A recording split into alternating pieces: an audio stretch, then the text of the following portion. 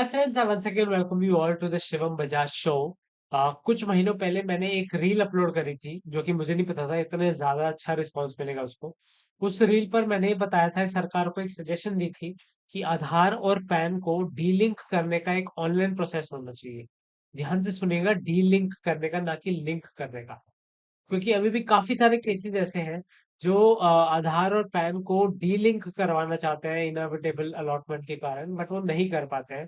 और उनको ऑफिसों के चक्कर काटने पड़ते हैं, बहुत एक लंबा प्रोसेस फॉलो करना पड़ता है, जो कि मैंने भी किया था। लेकिन आजकल के टाइम पर इंटरनेट पर कुछ फॉर्म्स फिलअप करने के अलावा कोई ट्यूटोरियल नहीं है जो आपको बताएंगी कि आप ये प्रोसेस कैसे रिजॉल्व करवा सकते हैं। इस वीडियो में अ, इस वीडियो में ट्यूटोरियल के साथ साथ मैं आपको एक step by step guide follow करने के लिए आपको बताऊंगा कि आप कैसे प्रॉब्लम को रिजॉल्व कर सकते हैं। और मैं आपको रेजोल्यूशन भी दिखाऊंगा कि कैसे उसका रेजोल्यूशन डिपार्टमेंट की तरफ से आता है बिना ऑफिस जाए। जी हाँ। तो इसको रिजॉल्व करने के लिए हमें, ये वेबसाइट मैंने ओपन करी हुई है, ये है pgportal.gov.in। pgportal.gov.in ये एक वेबसाइट है जो आप लॉग इन करेंगे तो आपको कुछ ऐसा डैशबोर्ड खुलेगा। आपको सिंपल सा कुछ नहीं करना है, सिर्फ मोबाइल नंबर डालना है। और पहली बार रजिस्टर करने के लिए मोबाइल नंबर, ईमेल एड्रेस डालना है, उसमें पासवर्ड क्रिएट करना है। फिर आपका अकाउंट बन जाएगा। अकाउंट बनने के बाद आपका कुछ ऐसा डैशबोर्ड खुलेगा। इस डैशबोर्ड के बाद आपको यहाँ पर, जैसा आप देख सकते हैं, अलग अलग कॉलम्स मिलेंगे। कितने कंप्लेंट्स रजिस्टर किया है, कितने पेंडिंग है, कितने क्लोज हो चुके। ये मेरा डैशबोर्ड है। तो मेरे डैशबोर्ड में 8 मैंने कंप्लेंट्स रजिस्टर किया था, 7 क्लोज हो चुके, एक अभी भी चल रहा है। तो जिस केस के बारे में मैं बात कर रहा हूँ आपसे से वो मैं आपको बताता हूँ। वो केस है ये वाला, ये वाला ये वाला केस है जो मैंने 28 जैन फेब में अ, डाला था। ये फेब से भी बहुत पहले डाला था, बट ये रिसेंट कंप्लेंट फेब में डाली थी। तो यहाँ पे आप जैसे कह सकते हैं, केस क्लोज ऑन 31/10 आया था। Two PANs have been related and the one is retained as per SSC request. Copy of the document is attached. तो यहाँ पे मेरे को इनकम टैक्स डिपार्टमेंट ने एक डॉक्यूमेंट भेजा था अटैच करके, जहाँ पे उन्होंने बताया था कि मेरी कंप्लेंट रिजॉल्व हो चुकी है। अब आपको इसको करने के लिए बहुत सिंपल सा प्रोसेस फॉलो करना है। यहाँ लॉन्च पब्लिक ग्रीवेंस पे जाएंगे। लॉन्च पब्लिक ग्रीवेंस पे इन मैटर्स का ध्यान रखिएगा, इनमें से कुछ नहीं होना चाहिए। अब कुछ नहीं है तो उसके बाद आप इसको सबमिट पे क्लिक करिए। यहाँ पर किस भी डिपार्टमेंट के खिलाफ आपको कंप्लेंट करनी है, हमने सीबीडीटी के खिलाफ करना है, इनकम टैक्स कंप्लेंट करना है, तो सीबीडीटी पे क्लिक करेंगे।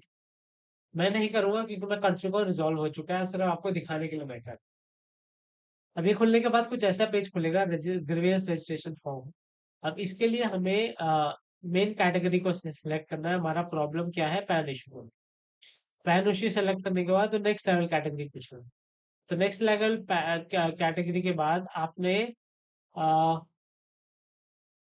Delay in pan, mistakes in pan, same allotted wrong pan की जगह अदर को चूज करना है। अब यहाँ पे नाम, अक्नॉलेजमेंट नंबर नहीं है, छोड़ दीजिएगा। नाम लिखिएगा अपना, अपना पैन नंबर लिखिएगा ओरिजिनल, यहाँ कंप्लेन लिखिएगा। और यहाँ पर आपको ब्राउज करके अपने डॉक्यूमेंट को अटैच करना है। अपने और कोई भी आपने डॉक्यूमेंट लेटर्स लिखे हो अपने डिपार्टमेंट्स को, या कुछ भी किया हो, उसका एक पीडीएफ बनाकर छोटा सा यहाँ पर अटैच करना है। ये जैसे ही अपलोड हो जाएगा, आपको यहाँ कंप्लेंट लिखना है, यहाँ क्लिक अटैच करना है, और यहाँ पे नेक्स्ट पे दबाना है।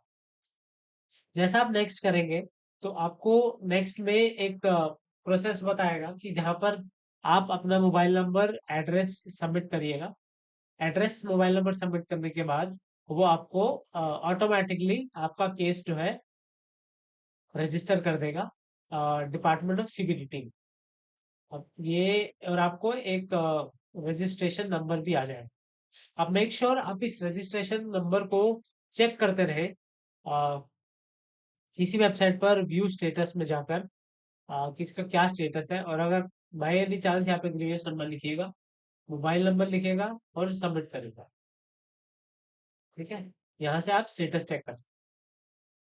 अब किसी भी कारण से आपको, ये तो हो गया पहला प्रोसेस जहाँ पे आपको कंप्लेंट रेजोल्यूशन के सारे प्रोसेस मिल जाएंगे। अगर आप मेरा केस भी देखिएगा तो मैंने अपने केस में भी कुछ कम फॉलोअप्स नहीं करे थे। अगर आप केस खोल के देखिए तो मैंने बहुत सारे फॉलोअप्स कर चुका हूँ मैं इन टीम्स के साथ। और सरकारी डिपार्टमेंट्स का फॉलो करना बहुत मुश्किल है। All thanks to this portal. ये अगर आप कर देंगे तो आपको टाइम बाय टाइम यहाँ स्टेटस दिखाता रहेगा और यहाँ पर रिमाइंडर्स मिल सकते। जैसे मेरी एक कंप्लेंट ओपन है एमसीडी के खिलाफ, तो आप जैसे मैं चाहूँ तो रिमाइंडर यहाँ भेज सकता हूँ। और यहाँ पे सेटिस्फैक्शन सर्वे होता है क्लोज होने के बाद। एक बार आपने यहाँ पे प्रोसेस सबमिट करके केस बना दिया अपना, वो यहाँ पे आ जाएगा रजिस्ट्रेशन नंबर, डेट, ग्रीवियंस और उसका स्टेटस। स्टेटस चेक करने के लिए मोर पे जाके आप चेक कर सकते हैं और यहाँ रिमाइंडर भेज सकते हैं। अब ये भेजने के बाद आपको वेट करना, कम से कम आप इसको एक महीना, 1.5 महीना वेट करिए। और ये अपने आप इंटरनल डिपार्टमेंट में सर्कुलेट होता रहेगा। और मोस्ट ऑफ द केसेस में यहीं पर रेजोल्यूशन आ जाता है, आपको ज्यादा फॉलोअप करने की जरूरत नहीं पड़ती है। लेकिन फॉर एग्जाम्पल अगर आपको यहाँ भी रेजोल्यूशन नहीं आता है, यहाँ भी नहीं आता है, तो हर एक गवर्नमेंट डिपार्टमेंट का एक अपना स्टैंडर्ड ऑपरेटिंग प्रोसीजर होता है। जैसे इनकम टैक्स डिपार्टमेंट में अगर आप देखेंगे, इनकम टैक्स डिपार्टमेंट में एक अपनी डायरेक्टरी होती है जो डिपार्टमेंटल डायरेक्टरी के नाम से ये लोग अपलोड करते हैं सब। अब ये एक हैंडबुक होती है, इसमें आ, इसका मैं डिस्क्रिप्शन में लिंक आपको दे दूंगा। इस हैंडबुक के अनुसार एक अलग अलग डायरेक्टरीज आप कैसे कंप्लेंट्स को आगे ले जा सकते हैं। और उनके कॉन्टैक्ट डिटेल्स भी इसमें होते हैं, ईमेल आईडीज होती है, इंपॉर्टेंट ईमेल आईडी होती है। तो अगर मैं यहाँ चेयरमैन को, मैंने अपना कंप्लेंट चेयरमैन को डायरेक्टली लिख के रिजॉल्व करवाया था। मैं ईमेल नहीं खोलूंगा due to privacy issues. But ये है चेयरमैन नितिन गुप्ता जी को मैंने ईमेल लिखा था और इन्होंने मैंने एक प्रॉपर फॉर्मल ईमेल लिखा था। इसका कोई सेट फॉर्मेट नहीं होता है। और उसमें मैंने यही एक्सप्रेस किया था कि मैं काफी टाइम से अपने पैन आधार को डीलिंक करना चाहता हूँ, मैंने ये इश्यूज है। और उनको बहुत ही डिलीजेंटली इस मैटर को रिजॉल्व किया गया। और मैंने काफी सारे इंपॉर्टेंट लोगों को, ईमेल आईडीज को मार्क किया दिल्ली में, जो कि मेरे एओ था उसके ज्यूरिसडिक्शन में जो आते हैं। तो बेसिकली जो भी मेरे इनकम टैक्स की ज्यूरिसडिक्शन में आता है, जो मेरा एओ है उसकी जो अथॉरिटी है, उसकी अथॉरिटी को मेल मार्क किया।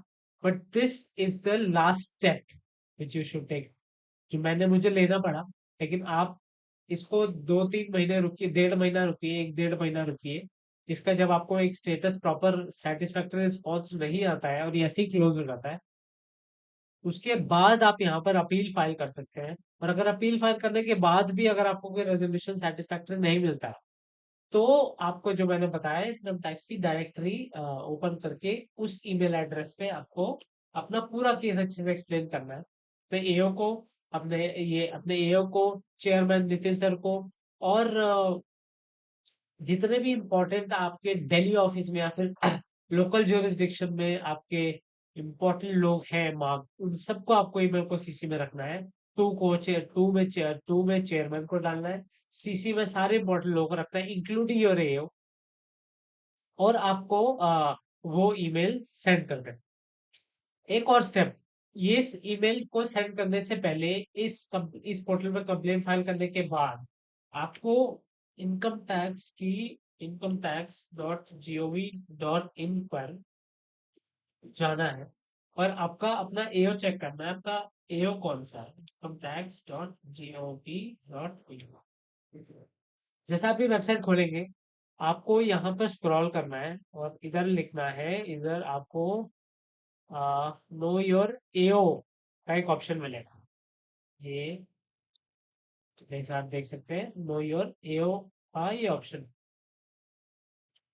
जैसे आप यहाँ पे आएंगे, आ, कुछ टाइम वेट करेंगे। वेट करने के बाद यहाँ को अपना अपना पैन डालना है, मोबाइल नंबर डालना है।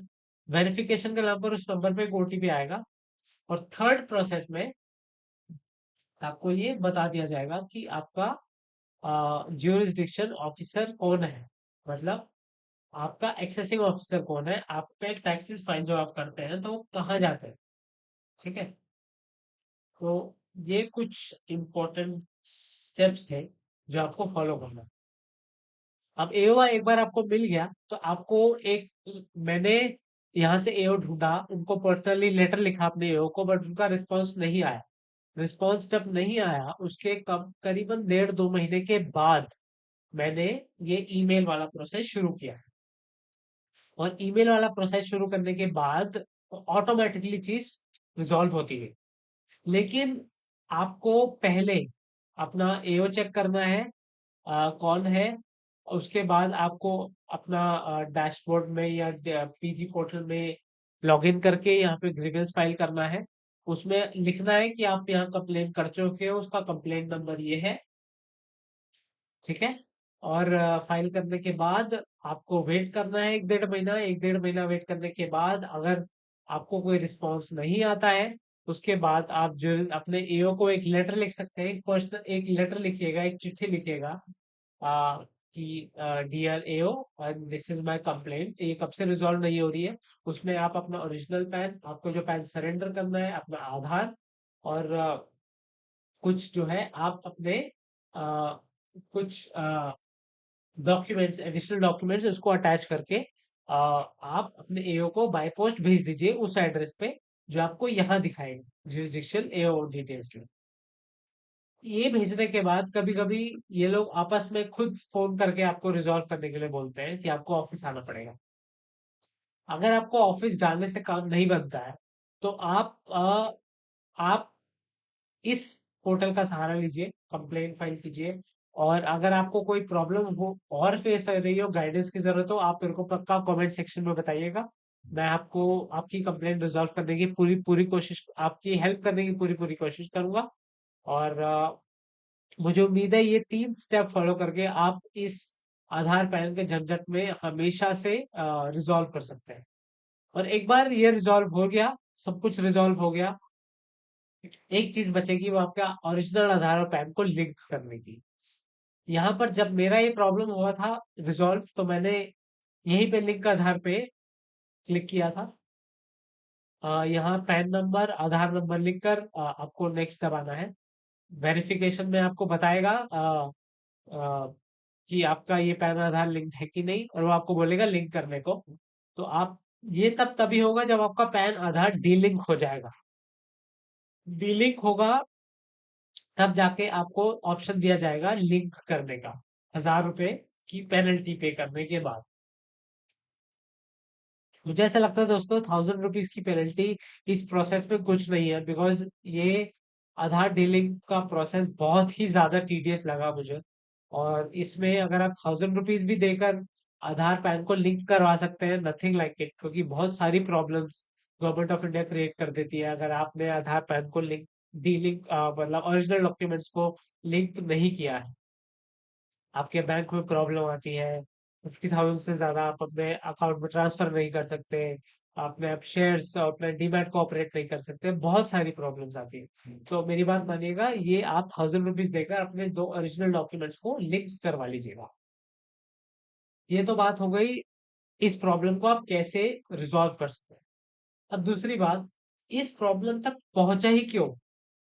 देखिए दोस्तों, कभी कभी होता ऐसा है, जो गवर्नमेंट है, जो डिपार्टमेंट है, कभी कभी इनएविटेबल अलॉटमेंट यानी गलती से आपको एक पैन नंबर अलॉट कर देता है। अब वो पैन नंबर अलॉट करने में कोई प्रॉब्लम नहीं है, प्रॉब्लम तब होती है जब वो पैन नंबर को आपके ओरिजिनल आधार से लिंक कर दिया जाता है। अब ये डॉक्यूमेंट्स लिंक हो जाने के बाद प्रॉब्लम तब आती है क्योंकि आपके ओरिजिनल डॉक्यूमेंट्स लिंक नहीं है, और ओरिजिनल डॉक्यूमेंट्स लिंक करने के लिए आपको आपको दूसरे वाले डॉक्यूमेंट्स को डीलिंक करना पड़ेगा। तो इस सब को प्रोसेस को फॉलो करने के लिए मुझे आपको बताना पड़ा कि ये 3 स्टेप्स लेना बहुत जरूरी है, क्योंकि मैंने काफी सारी यूट्यूब पे वीडियोस देखी है, काफी सारे प्रोसेसेस फॉलो करे, but no one, not a single video on YouTube help me in achieving my goal what I wanted to. तो मैंने सोचा मैं अपने एक्सपीरियंस से आपको गाइड करूं और बताऊं कि आप बहुत ही आसानी से कैसे, चाहे आप टैक्स पेयर हो या नॉन टैक्स पेयर हो, आप कैसे ई फाइलिंग की मदद से ई फाइलिंग, ईमेल और पीजी पोर्टल की मदद से इस प्रॉब्लम को रिजॉल्व कर सकते हैं। तो ये थी आज की मेरी शिवम बजाज फाइनेंस शो पे एक वीडियो। उम्मीद है आप सबको हेल्प मिली हो, और अगर आपको किसी भी चीज की हेल्प की जरूरत हो, आप मेरे को मैसेज करके बताइएगा आपको कैसी प्रॉब्लम फेस हो रही है। मैं कोशिश करूंगा आपको पर्सनलाइज रिस्पॉन्स शेयर करने की, और मेरी मदद, मेरे पर्सनल साइड से जो हेल्प हो सके मैं आपको करने की कोशिश करूँ। Till then, thank you so much. उम्मीद है आपको कुछ वैल्यू जरूर मिली हो इस वीडियो से। Thank you.